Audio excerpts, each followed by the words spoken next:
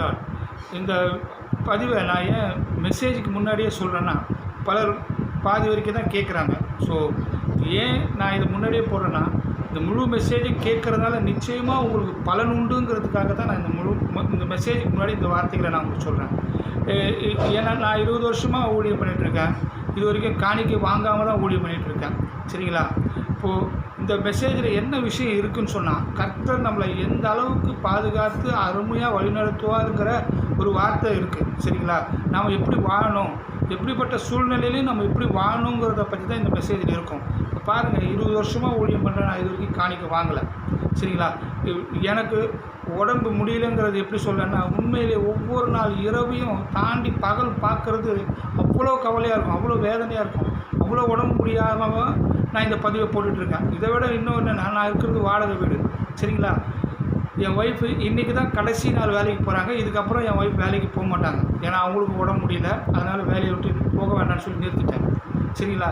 So இனி நாங்கள் ஒவ்வொரு நாள் சாப்பாட்டையும் தேவனை நம்பி தான் வாழ போகிறோம். நான் எப்படிப்பட்ட சுச்சுவேஷன்லேருந்து இந்த வீடியோ போடுறேன்னா, நான் காணிக்க வாங்க மாட்டேன். என் ஒய்ஃபோட வேலையும் இனிமேல் இல்லை. என் பையன் படிச்சுட்டு இருக்கான் காலேஜில். சரிங்களா? அப்போது எங்களுடைய வருமானம் என்னவாக இருக்குதுன்னு யோசிச்சு பாருங்களேன். இப்போவும் சொல்கிறேன், எனக்கு வருமானத்துக்கு ஏதாவது வழி பண்ணுவீங்களான்னு கேட்க வரல. கொடுத்தாலும் நான் வாங்க மாட்டேன். ஏன்னா என்னை தேவன் மட்டும் நடத்துகிறார். கடனே இல்லாமல் தான் நான் இன்றைக்கி வரைக்கும் இருந்துகிட்ருக்கேன். நான் என் ஒய்ஃப் ப்ரைவேட் ஸ்கூலில் சின்ன டீச்சராக வேலை செய்கிறாங்க, அவ்வளோதான்.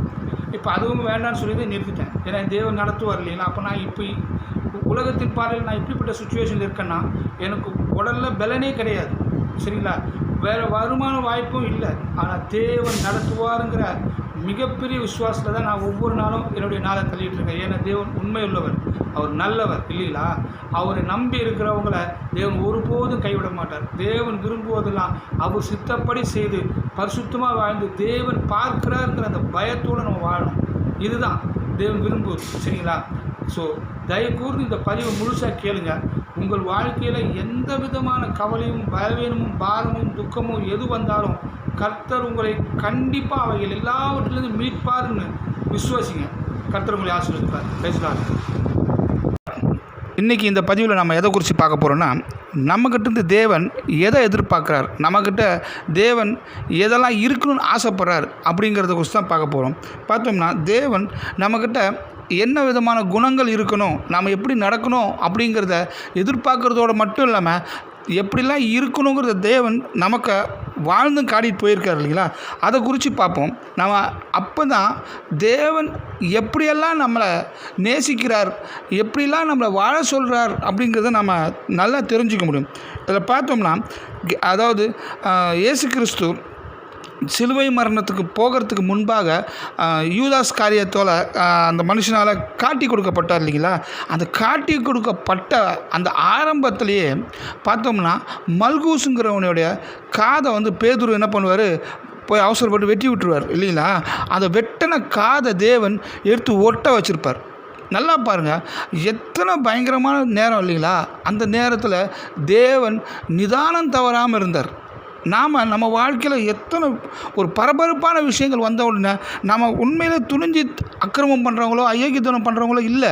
ஆனால் என்ன நடக்குது, பல நேரங்களில் நம்மளுடைய வாழ்க்கையில் அவசரமான காரியங்கள், என்ன சொல்கிறது, ஒரு நெருக்கடியான அந்த காலம் வரும்போது நம்ம பதறி போய் நம்முடைய ஒரிஜினல் என்ன சொல்கிறது குணநலங்களும் கூட மாறி போயிடுது இல்லைங்களா? அதனால் என்ன பண்ணுறோம், நம்ம வீணாக பேசுகிறதோ இல்லை வீணாக சண்டைக்கு போகிறதோ, அதிக பிரசங்கத்தனமான காரியங்களை செய்கிறதோ, தவறான காரியங்களை செய்கிறதோ அப்படின்னு சொல்லி நிறைய காரியங்களை செய்கிறோம். செஞ்சதுக்கப்புறம் பாருங்கள், அந்த சுச்சுவேஷன்லாம் முடிஞ்சு நார்மலானோன்னே நம்ம செஞ்சதுக்காக எத்தனையோ தடவை வருத்தப்பட்டிருக்கோம் இல்லைங்களா?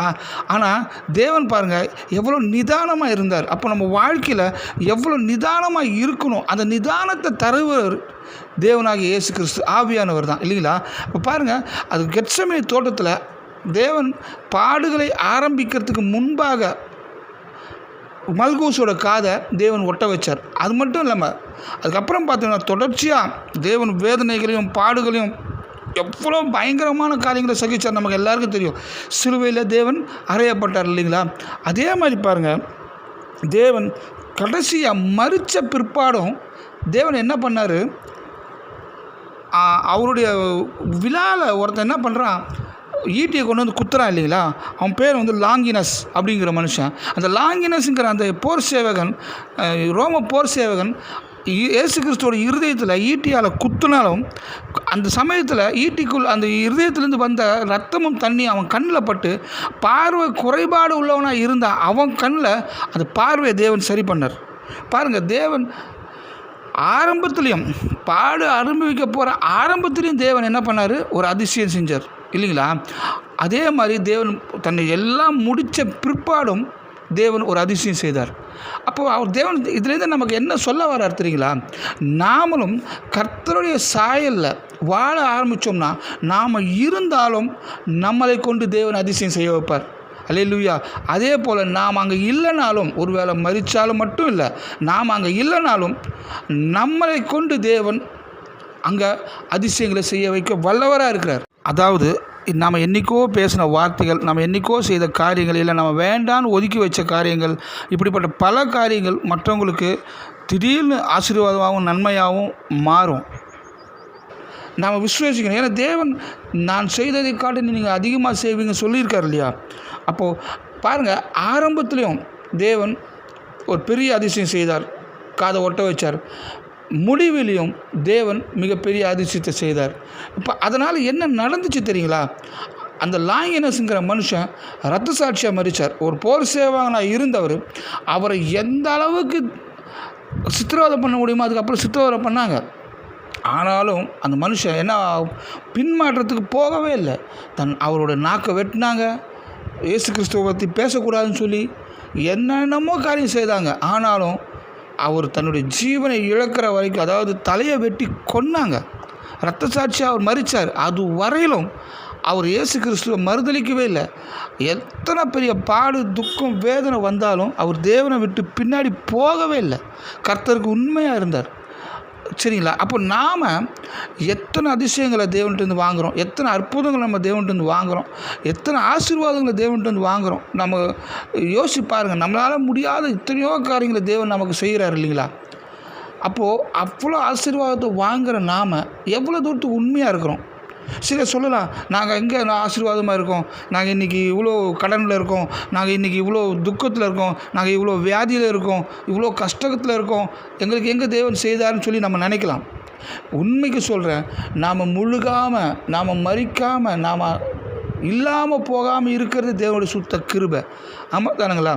நாம் முதல்ல நம்ம ஒரு விஷயத்தை நம்ம தெரிஞ்சுப்போம், இன்றைக்கி நான் இப்படி இருக்கிறதுக்கு காரணமே தேவன் தான். ஏன்னா இதை விட மோசமாக போயிருக்க வேண்டிய நான் இன்றைக்கி அப்படி போகாமல் இன்றைக்கி இந்த அளவுக்கு சுகமாக இருக்குவோ, இல்லை இந்த அளவுக்கு பலனாக இருக்குவோ, இந்த அளவுக்கு நான் வாழ்கிறதுக்கு காரணமே தேவன் தாங்கிறத முதல்ல நம்பணும். அதுக்கு முதல்ல நன்றி சொல்லணும். இதுதான் உண்மை. ஏன்னா நம்மளை விட பயங்கர வேதனைப்படுறவங்க எவ்வளவோ பேர் இருக்காங்க. இதை விட நீங்கள் என்ன நினைக்கலாம்னா, நம்ம பணம் இல்லை, நம்ம மிடில் கிளாஸு, நம்ம ஏழை அப்படி நினைக்கலாம். ஆனால் பெரிய பெரிய பணக்காரங்களே, கோடீஸ்வரங்களே நம்மளை விட வேதனையிலையும் துக்கத்துலேயும் பாடலையும் இருக்காங்க. இது நமக்கு தெரியலங்கிறதுனால நம்ம அப்படி நினச்சிட்டு இருக்கோம், அவங்களாம் நல்லா இருக்காங்க. இல்லை, நம்மளை தேவன் எவ்வளோ நல்லா வச்சுருக்காருன்றதை முதல்ல நீங்கள் விசுவசிக்கணும். ஒரு பணமோ பொருளோ அல்ல, தேவன் நமக்கு பாராட்டின கிருபை எவ்வளோ பெருசுங்கிறது நாம் முதல்ல நம்ம இருதயத்தின் பூர்வமாக உணர்ந்து அதை நம்ம அறிக்கை பண்ணாதான் தேவன் நமக்கு அடுத்தடுத்த காரியங்களை செய்ய தடையில்லாமல் இருக்கும். சரிங்களா. இந்த பிசாசினால் போடுற இந்த தடையே நான் ஒன்றும் இல்லை, எனக்கு ஏன் இவ்வளோ ஆச்சு, நாம் இப்படியா கீழ் நோக்கி போக முடியாத காரியங்களை தான் அது செய்யும். நம்ம அப்படியா சிந்திக்கிறதுனால, பேசுகிறதுனால, அறிக்கை செய்கிறதுனால நமக்கு வர வேண்டிய ஆசீர்வாதங்கள் அதனாலேயே தடைப்படும். அதனால் நாம் எப்படி வாழணும், கர்த்தர் என்னை உண்மையிலே இந்த உலகத்தில் உள்ள மக்களில் எத்தனையோ பேரை விட என்னை நல்லா வச்சுருக்கிறார். அவங்கெல்லாம் என்ன பண்ணாங்க, அவங்களுக்கெல்லாம் அப்படி ஒரு காரியம் வர்றதுக்கு யோசிச்சு பாருங்களேன். ஆனால் நான் என்ன பண்ணேன் இப்படி வாழ்கிறதுக்கு, இந்த சிந்தனை நமக்குள்ளே இருக்கணும். இவ்வளோ அப்போது அதே மட்டும் இல்லை, அது மட்டும் இல்லாமல் இத்தனை துக்கமோ இல்லை வேதனையோ பாடோ கஷ்டமோ வர்றதுக்கு நான் தான் காரணம். ஒவ்வொருத்தர் தான் காரணமாக. தேவனுக்கு வந்து கொடுத்துருக்க மாட்டார் இல்லைங்களா. தேவன் போய் கடன் வாங்கன்னு சொல்லுவாரா? இல்லை இல்லையா. தேவன் நம்ம உடம்பை ஒழுங்காக பராமரித்து நடத்தணும்னு சொல்லுவார்ல. நாம் அதை பராமரித்து பாதுகாத்து வழி நடத்திருக்கணும் இல்லையா. நாம் ஒரு சிலருக்கு தேவனுடைய அதிசயத்துக்காக தேவன் தன் மகிமையை வெளிப்படுத்த தேவன் ஒரு சிலரை பயன்படுத்துவார். அப்படியாக நடக்கிற பாக்கியவான்களாக நாம் இருப்போம். அது தவிர மற்றபடி எல்லா கஷ்டமும் வேதனையும் நம்மளால் தான் வந்திருக்கோம் இல்லைங்களா? அது தேவன் மேலே பழி போடுறதுனால பிரயோஜனமே இல்லை. சரிங்களா? ஏன்னா அவரால் படைக்கப்பட்டவங்க நாம். சரிங்களா? அவர் நம்மளை பயன்படுத்துறதுக்கு எப்படி வேணாலும் பயன்படுத்துறதுக்கு தேவனுக்கு உரிமை இருக்குது. அப்போ நாம் என்ன செய்யணும்? அவரை உண்மையின் புத்தகமாக துதிக்கணும். எந்த நிலையில் இப்போ இருக்கிற இந்த வேதனை, கஷ்டம், துக்கம், பாடு, சோர்வு, இல்லைங்களா இந்த கடன் எல்லாம் இந்த வியாதியில் இப்படி இந்த நிலையில் நாம் தேவனை உண்மையாக துதித்தோம்னா தேவன் உண்மைக்கு நம்மளுடைய நிலைமையை உடனே மாற்ற அவர் வல்லமுள்ளவராக இருக்கிறார், போதுமானவராக இருக்கிறார் இல்லைங்களா? இதை நம்ம உணரணும். அதை விட்டுட்டு நாம் புலம்ப ஆரம்பித்தோம் சொன்னால் நம்மளுடைய நிலைமையை தேவனால் மாற்ற நாமளே தடையாக இருக்கிறவங்களாக இருப்போம். அதனால் தேவன் நம்மளை எந்த அளவுக்கு நேசிக்கிறாருங்கிறத நாம் உணர்ந்து அறிக்கை செய்ய தான் கர்த்தரோட மகிமை நம்ம வாழ்க்கையில் நடக்கும். சரிங்களா? இப்போ தேவன் என்ன காரியம் செய்தார்? தன்னுடைய இக்கட்டான நேரத்தில், தன்னுடைய பயங்கரமான சோதனை நேரத்துலையும் தேவன் அதிசயம் செய்தார் இல்லைங்களா? மற்றவனை ஆசீர்வதித்தார். இதை நம்ம உண்மையிலே புரியணும். அதை நமக்கு தேவன் தன் வாழ்க்கையில் வாழ்ந்து காட்டினார். அப்போ இன்றைக்கி நம்ம வாழ்க்கையில் நம்ம எப்படி இருக்கோம்? துக்கமாக இருக்கும், வேதனையாக இருக்கும், கஷ்டப்படுறோமா, ஒரே நெருக்கடியான சூழ்நிலையாக இருக்கா? இந்த நிலையில் நம்ம அடுத்தவங்களுக்கு ஆசீர்வாதமாக இருக்கணும். இந்த நிலையில் நம்ம மற்றவங்களை ஆசீர்வதிக்கிறவங்களாக இருக்கணும். சபிக்கிறவங்களாக இருக்கக்கூடாது, முணுமுணுக்கிறவங்களாக இருக்கக்கூடாது. மற்றவங்களுக்கு நம்மளால் இயன்ற நன்மைகளை செய்ய அந்த நேரத்துலையும் நம்ம முயற்சி செஞ்சோம்னா கர்த்தர் நம்மளை உயர்த்துவார். எப்படி பிதாவாகிய தேவன் இயேசு கிறிஸ்துவை உயர்த்தினாரோ, இன்றைக்கி எல்லா நாமத்துக்கும் மேலான நாமம் இயேசு கிறிஸ்து நாமமாக இருக்கிறதோ நம்மளை இயேசு கிறிஸ்து உயர்த்த போதுமானவராக இருக்கிறார்.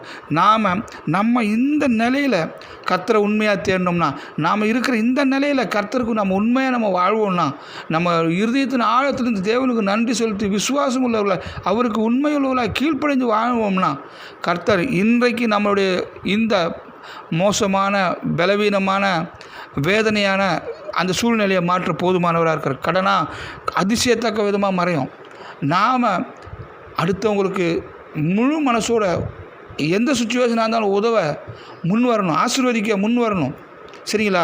வேதனை நேரத்தில் நம்ம ஆசீர்வதிக்கும் போது அது 2 மடங்காக, பல மடங்காக நம்ம தேவன் நம்மளை ஆசீர்வதிக்கும், உயர்த்தும், நம்ம மேலே பிரிய வைக்கும். தேவனுக்கு ரொம்பவும் ஆவலாக இருப்பார். ஏன்னா என்னை போலவே என் பிள்ளையும் செய்கிறான். நான் இன்னைக்கு கிரிக்கெட்டில் இருக்கும்போது அடுத்தவனை ஆசீர்வதித்தேன், என் பிள்ளை இன்றைக்கி கிரிக்கெட்டில் இருக்கான், அவன் அப்பவும் என்னை போலவே ஆசீர்வதிக்கிறான்னு சொல்லி தேவன் நம்ம மேலே அதிகமான கரிசனை உள்ளவராக இருப்பார். ஸோ இந்த வார்த்தைகள் உங்களுக்கு பிரயோஜனம் உள்ளதாக இருக்கும்னு நம்புகிறேன். இன்றைக்கி நீங்கள் வேதனையில் இருக்கீங்களா, கஷ்டத்தில் இருக்கீங்களா, கடனில் இருக்கீங்களா, உண்மைக்கு அதை குறித்து புலம்பாதீங்க, கவலைப்படாதீங்க. கர்த்தர்கிட்ட நன்றி சொல்லுங்கள். இதை விட மோசமான நிலைக்கு நான் போகாமல் இருக்கிறதுக்காக உமக்கு ஸ்தோத்திரம் கர்த்தாவே, நன்றி கர்த்தாவே. என்னை விட மோசமான நிலையில் எவ்வளோ பேர் இருக்காங்க, அப்படி இல்லாதபடிக்கு என்னை ஆசீர்வதித்தீரே நன்றின்னு சொல்லி நாம் மற்றவங்களுக்கு எல்லா நேரத்திலும் ஆசீர்வாத ஊற்றாக இருக்க நம்மளை ஒப்பு கொடுப்போம்னா கர்த்தர் நம்மளுடைய நிலைமையை மாற்றி ஆளுகை செய்து ஆசீர்வதிக்க போதுமானவராக இருக்கார். கண்டிப்பாக தேவன் உங்களை அப்படியாக ஆசீர்வதிப்பார்னு விசுவசிக்கிறேன். கர்த்தருடைய நாமம் மகிமைப்படுவதாக. Praise the Lord.